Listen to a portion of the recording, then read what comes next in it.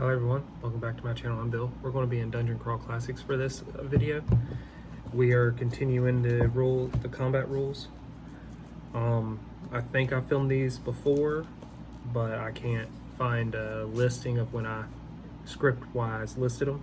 So this might be a repeat video. Two-weapon fighting. So let's read in how two-weapon fighting works in Dungeon Crawl Classics and what all benefits and disadvantages you'd get from it.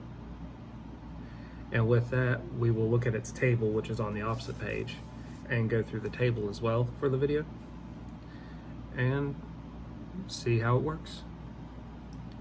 With sufficiently high agility, a character can wield a lightweight secondary weapon, such as a dagger, short sword, or knife, in his offhand while he is using a sword or other primary weapon in his natural hand.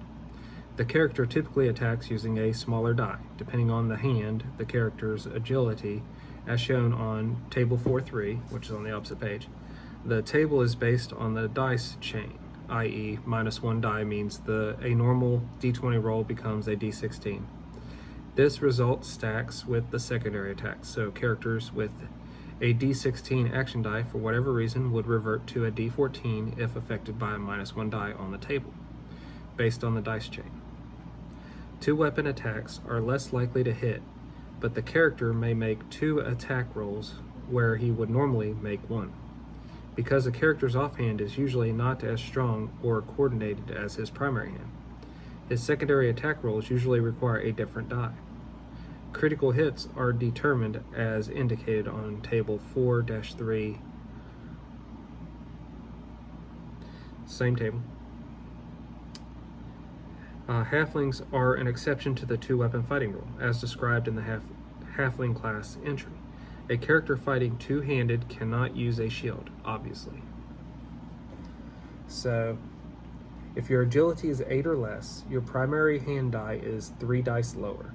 Your offhand dice is 4 dice lower, so d20 to a d16 to a d14. So you're rolling a d14 for your primary hand and a d12 for your offhand. Critical hits. Cannot score critical hits fighting two-handed at this agility.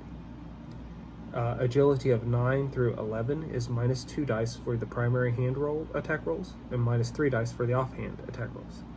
And again, you cannot score critical hits fighting two-handed at this agility.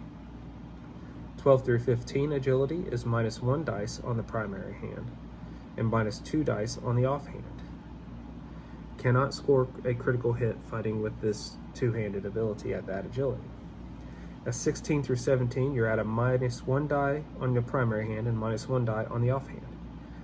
The primary hand scores a critical hit on the maximum die roll, 16 on a d16, that also beats the target's AC. So it's not automatically hit, you still have to beat the target's AC with the maximum roll. So, and then on an 18 or higher, normal die for the primary hand and -1 die for the offhand. Primary hand scores critical hits as normal. Here's a note at the bottom of the table. Warriors and others with improved critical threat ranges, i.e. those that can crit on a 19 through 20 or better, lose that ability when fighting two-handed. So that ability only applies when you're fighting with one weapon, not with 2 weapons. So that's something to note. Overall, it's pretty straightforward on how the two-weapon would work. If I was playing a two-weapon fighting character, I'd need to write down where I am on this table and where my agility needs to increase to, if that was going to be my primary source of fighting, to give me the most advantages. Let me know if that was helpful in the comments below. Until we all game again, guys.